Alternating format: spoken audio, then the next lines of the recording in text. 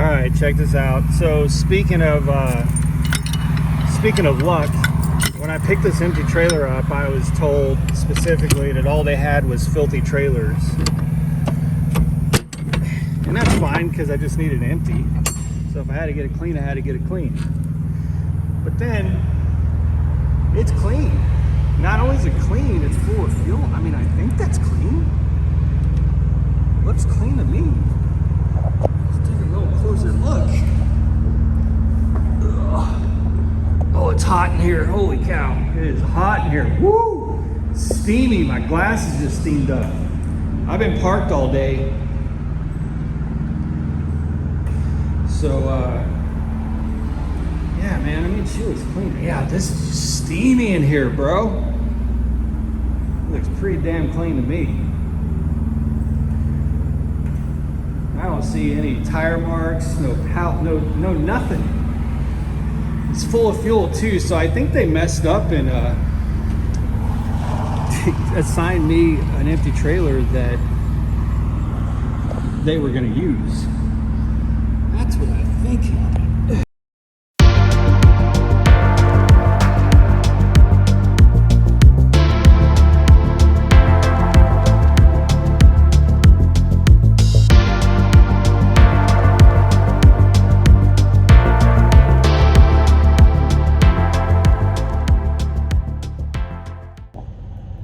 What's up, you guys? Eric here, Driveline World's okay, steering wheel holder. Man, I had just showered when I came out to just go double check that trailer, and I'm already like, it's humid and it was hot as hell in that trailer. That was crazy. So yeah, I want to talk about luck.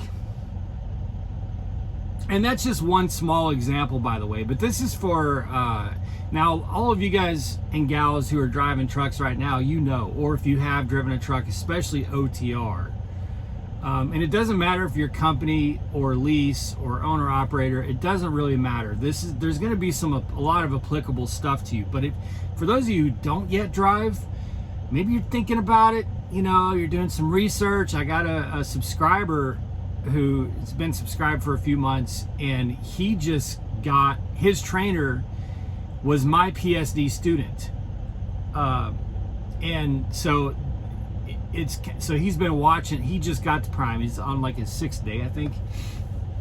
So he's been watching videos for a few months. So if that's you, this is for you. If you cannot swim your way through just absolutely horrific bad luck, you're probably not going to make it, because you just cannot escape it. Like it's going to be through no fault of your own that you're just going to get bitch slapped with bad luck, and it's going to be devastating. I know so many people who've been washed out of this industry because they got into one of those ditches, you know, not a literal ditch, but a, you know, metaphorical ditch that they just didn't think they were going to be able to get out of. And like Jen and I, we have some friends who this is a few years ago. They got a new truck. They were Prime drivers, got a new truck, and it sent us pictures and everything. Really proud of it. And then a few days later, Jenna gets a picture. It was a husband-wife team, and she sends Jenna a picture, and she's like, well, we're on with road assist and trying to figure this out, and shows smoke coming out of the engine compartment. So basically, on their first trip with a brand new truck, they had smoke. they had a fire in the engine compartment. I can't remember exactly what was going on, but and then after that, they had nothing but problems. I believe that was a Volvo. Yeah, it was a Volvo. So they had nothing but problems. In fact, I think they eventually just gave up and turned the truck in. I knew another dude, flatbed guy, who had a brand new Freightliner, and man, I remember running into him. I remember running into him when he was like inspecting his truck. He was just picking it up. And he was so proud. I mean, took me on the tour and he was showing me every little detail. And it was funny because, you know, I was trying to be polite and everything. And so I just let him show me. But I was thinking to myself, man, I've seen 1,000 trucks, dude. Like, you're not, but good for you, you know. So I was just being really polite. But man, he was showing me every detail of this truck. And you know, I've had Freightliners, I've had Peterbilt, mother of God. And so he just wasn't showing me anything new. But anyway, he was so proud of his truck. Well, he got washed out at Prime because he went basically 3 months without making any money. Not a penny. And it was because of problems with that truck. Just constantly in the shop, over and over and over and over and over again. And he would get breakdown pay, but then he would have the payment that would basically offset it. So just never could make any money. So, and what's, you know, the example I gave, the reason I showed you guys in the trailer is because that's just a really small example of things that can go your way and sometimes don't go your way. You know, this there's no washout where I picked this trailer up, and there's no washout between where I picked this trailer up and where I'm going. The only way for me to get a washout, where if I had to, where I'm going, is to go 30 or 40 miles out of the way, basically past this shipper, and then have to go back to the shipper, which would be almost 100 miles round trip, and take almost 2 hours of driving, certainly 2 hours with the washout, which by the way is not a 24-hour washout, so it'd have to be done during the daytime. And by luck of the draw, somehow, and I've been to that receiver that I was at early this morning. Well, I guess it's after midnight now. This would have been Saturday morning, early. I think it was like 3 o'clock in the morning.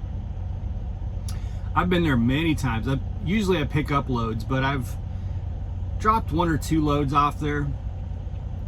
And they never give you a clean trailer, ever.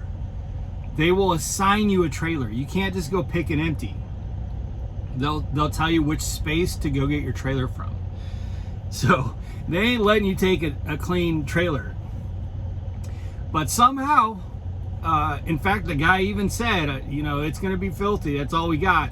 It's fine. As long as you got an empty, I'm happy. You know, I'll figure the rest out. Come to find out, the trailer is clean and full of fuel. Just luck of the draw. There's not anything that I can do to have any control over that. If you're a better driver, it doesn't matter. You don't have any control over that. A driver who might have got there 10 minutes after me would get a dirty trailer that's empty of fuel, or a driver who would have gotten there 10 minutes before me could have gotten this clean and full trailer. Now that's just a little small. That's at the micro, right? But if we step back to macro, look at last week. So I had a video like 2 videos ago about this prime load from hell. I just came out of probably one of the worst weeks that I've had in months. Well, let me say one of the worst weeks where I was available for dispatch the full 7 days and was doing everything that I was supposed to do. Not in the shop, not getting oil changes, not anything like that. My gross revenue ended up being $2,500 for the week. That was gross, not net, gross. And the reason, and that was on this truck, the reason for that is that not only did I have to spend 34 hours at the shipper, I then had to sit for 3 days to wait for an appointment because the shipper was so late. Now,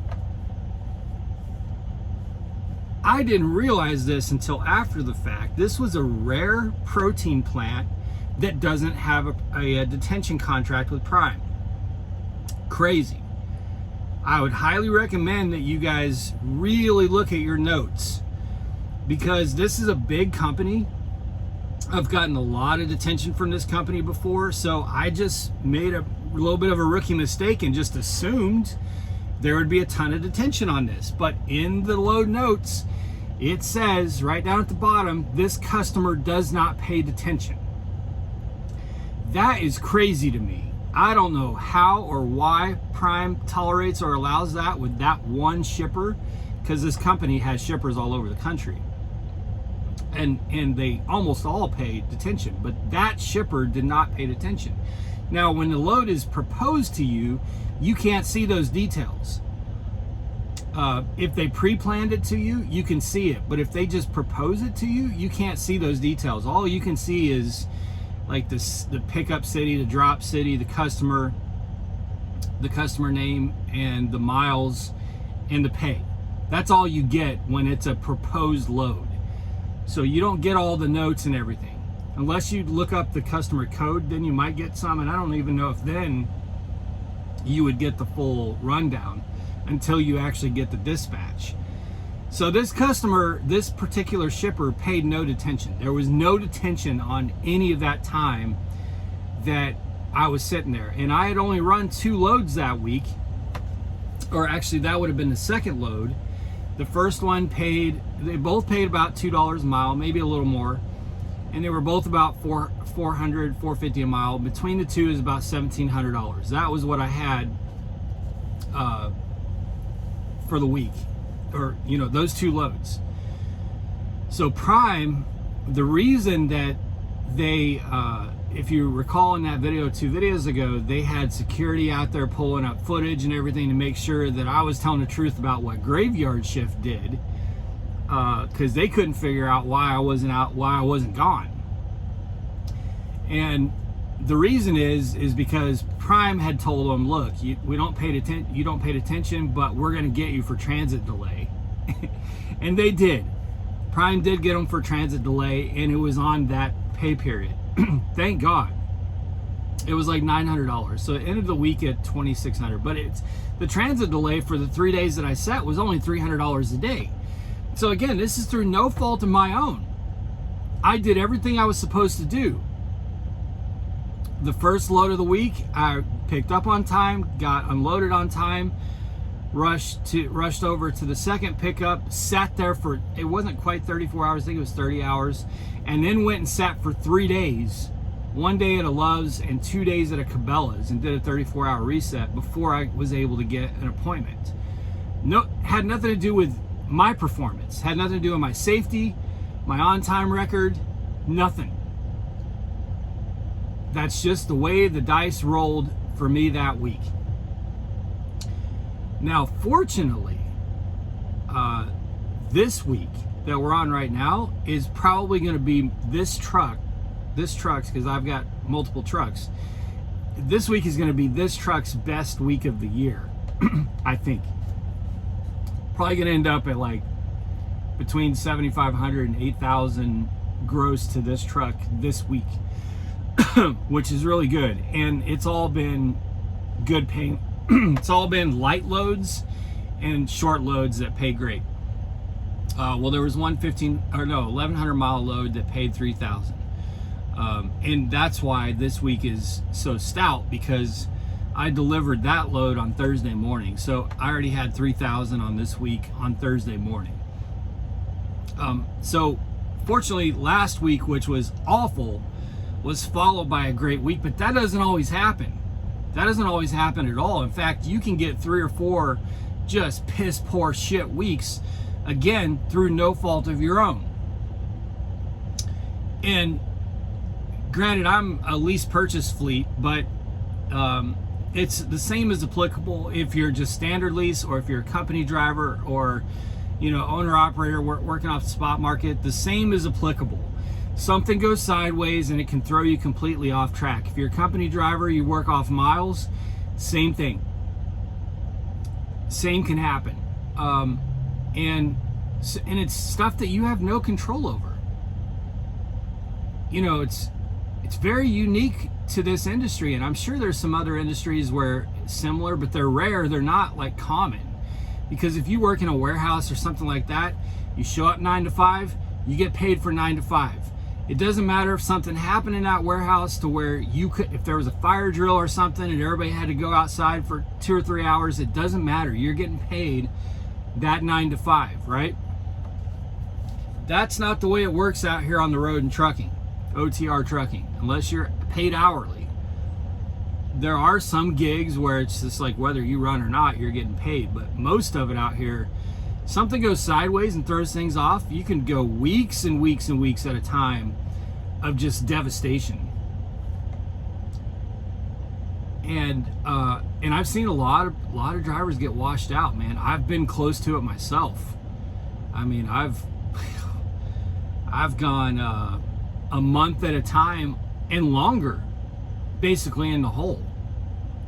No pay, not a penny to me, for longer than a month. So you had better be prepped for that mentally, psychologically. Now on the flip side, even still in this economy, you can go a month making the best money you've ever made in your life. But you got to know that you're going to have to go through the shitstorm. And it's all just luck. Like, all you have to do is put your head forward, and that's all you can do, and do the best you can.